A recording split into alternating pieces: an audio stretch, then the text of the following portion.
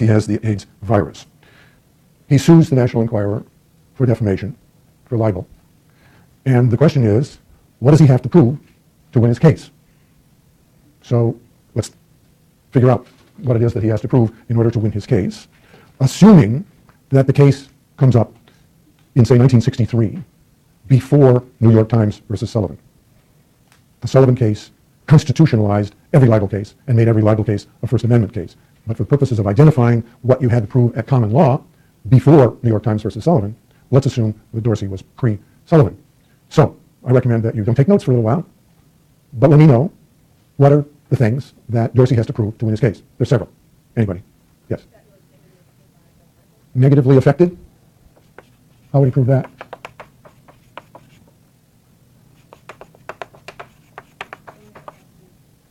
That what?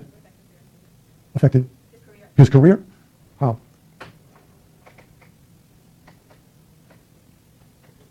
Can't get bookings? The casino fires him?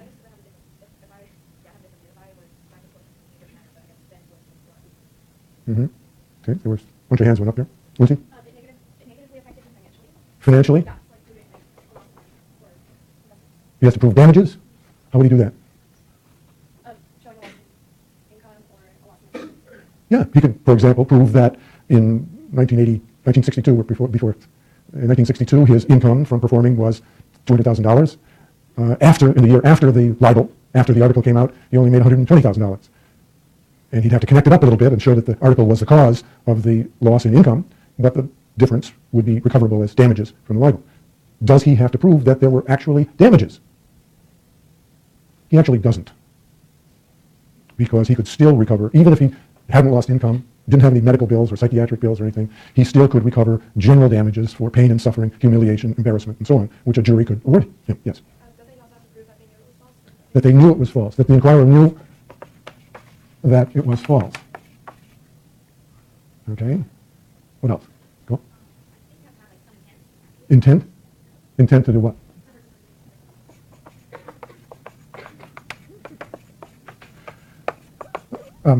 That symbol means plaintiff. Intent to hurt the plaintiff. What else does he have to prove? The article is either false or exaggerated. False or exaggerated. Mm-hmm.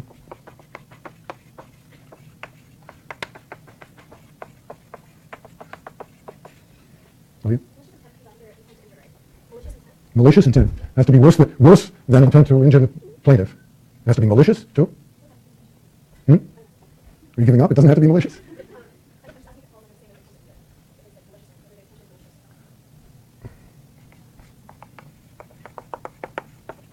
We're not sure on that. Okay. What else? That's it. That's all he has to prove. That it negatively affected him. Maybe the Enquirer knew it was false. That they had an intent to injure Dorsey, and that it was, in fact, false or exaggerated.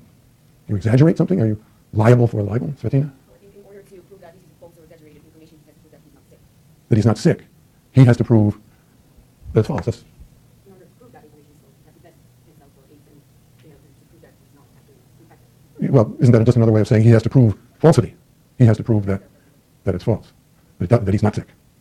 It's untruthful what they said, but he has to prove that. Yeah. Okay. In this particular case, does he also have to report, or does he also have to prove that it's not related to the court hearing, that they're not just reporting they're actually?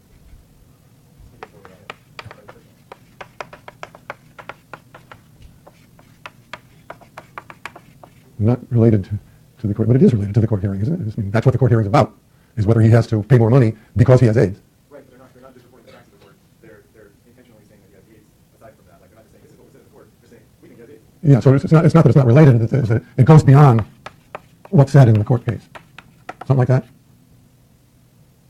Anything else he has to prove way back? Question, even if it were true, even though he is a public figure, can they really advertise it? Can they advertise it? That he does have it, because what does that mean, like, for example, But it's true. He has AIDS. Well, let's look at the definition. There actually is a definition of libel and slander in the California Civil Code. What the legislature did in the late 19th century was decide that the common law was too difficult to deal with, in that people couldn't know what the law was unless they knew how to research the precedents, to go to the law library and look up a case and then look at its precedents and so on. And the way the common law works, And the legislature undertook to codify the common law, to write down in statutes what the common law provided as of the end of the 19th century. And so they undertook to define defamation, libel, and slander. Libel is a false and unprivileged publication, blah, blah. We'll come back to that. But the very definition of defamation is that a statement is false. So, if it's true that he has AIDS, he can't win the libel case. He may have another kind of claim, for example, for invading privacy by reporting this intimate fact about his health. Maybe he has a claim for privacy, for invasion of privacy, but he certainly doesn't have a claim for libel if it is true that he has AIDS. Well, let's cut to the chase and look at what are the recognized elements of a libel claim. And they seem to be simple, but they're all a little bit complicated. The statement, whatever you're suing over, has to be published. Seems obvious, but publication, for the purposes of libel, simply means that the libelous statement was communicated by one person to another. The one that it's communicated to can't be the plaintiff, it has to be somebody else. Well, in the case of a newspaper, television station, so on, perfectly obvious that they are publishing the libel. But you can libel somebody in a letter to some third person. You say this person is a plagiarist and cheats on exams and there's all kinds of stuff. Well, that's publishing for the purpose of libel, even though it's emailed to somebody else. Okay? I have a question about this. It mentioned something about diversity that they acquire as Florida-based corporation and Canadian British citizen. How did it end up using California? Do they have something that No, I thank you for reading so carefully, and I was afraid that somebody would ask. But you might as well know this. You don't have to write it down. It'll never be on a test. But federal courts have what is called diversity jurisdiction, which means that they have the power to decide cases between citizens of different states or citizens of a different country if the amount in controversy exceeds a certain dollar amount. In other words, they're not looking at fender benders, but it has to be a substantial amount of damages. It used to be $10,000. I don't know whether they've raised it. So when a citizen of Nevada sues a citizen of California for $100,000 in damages, that could be in federal court. The plaintiff could choose, go to state court, go to federal court. Assuming it's brought in federal court in California, then the court has to apply the law of the state in which the court sits. So in the Dorsey case, he's a citizen of UK. The inquirer is a, quote, citizen of Florida. Suit is brought in California. The court has diversity jurisdiction because they're different citizenships. And the law to be applied is the law of California because that's where the court sits. So that's how they come to apply California. And again, it's state law that governs because there's no federal law of defamation. It's all state common law. Julia? Yeah, you can do that. Yeah, or they find a county where they can bring the suit, which is notorious for giving damages, big damages to people. So, Nicole? An email? Well, it's published in the sense that it is communicated from one person to someone else who's not the person who's being libeled. That's publication. Very technical, but it grew up back in the midst of history when bad-mouthing somebody to somebody else is defamation. Well, the one issue that occurs about whether something has been published is where, say, the publisher, the newspaper, San Francisco, reports that Turner sleeps with a different woman every night. I've watched the women come into his house night after night, said Mrs. Jones, Turner's next-door neighbor. Has the Chronicle, that prints this salacious, defamatory information about me, has it published the libel? It has. But the words that libel me are not spoken by the Chronicle, they're spoken by Mrs. Jones. And the Chronicle, legally, has republished the words spoken by Mrs. Jones. So republishing what somebody else says does not get you off the hook. You are still as liable for libel as the original speaker. And that makes sense. I mean, you can be badly hurt by the article that is disseminated to thousands, hundreds of millions of people, whereas the over-the-back fence gossip may not hurt nearly as much. Sonia? Can you sue Mrs. Jones? Yeah, she slandered me. She told the reporter that. I can sue her. I can also sue the newspaper. What am I going to do? Probably sue both of them, but I'm certainly going to go after the deep pocket, the newspaper. Could you sue, like, if multiple papers print that about you, can you sue every single paper? Yeah, everyone who defames you. So publication is one of the elements, has to be published. And the fact, and this is a little troubling to some reporters when they hear this, the fact that the reporter, the newspaper, gets a quote, absolutely accurate, 100% verbatim what the source said, does not insulate you from a suit for libel, because you are republishing what the source said. So if you're doing, so say Mrs. Jones and the Inquirer, whatever, the couple of those basically like misrepresented, why would you sue the public company over that? You don't have to choose, you can sue both. But why would you more effective? Why is it more effective to sue the deep pocket? Yeah. Because they can pay the damages. Mrs. Jones doesn't, she's on Social Security. She doesn't have, she can't pay, I'm looking for $5 million in damages. You want to go after a really rich person? If you can find one to libel you, that would be a good idea. Sorry? Would it just affect it as being public? Yeah. So it has to be published. And it has to be false. We've determined that it has to be false. But at common law, a statement that was defamatory about someone was presumed to be false, putting the burden of proving the truth on the defendant. It was always said at common law that truth is a defense, and that's the way the common law worked. That somebody who was defamed, something uncomplimentary said about them, could sue and did not have to prove falsity. It was the publisher's burden, the defendant's burden, to prove the truth. By way of history here, back 3 centuries, even if it was true, the statement that was made, it could still result in liability for defamation. The famous case of John Peter Zenger, the printer in colonial New York, who defamed the colonial governor of New York and was tried for criminal libel, wanted to defend on the ground that what he said about the governor was true.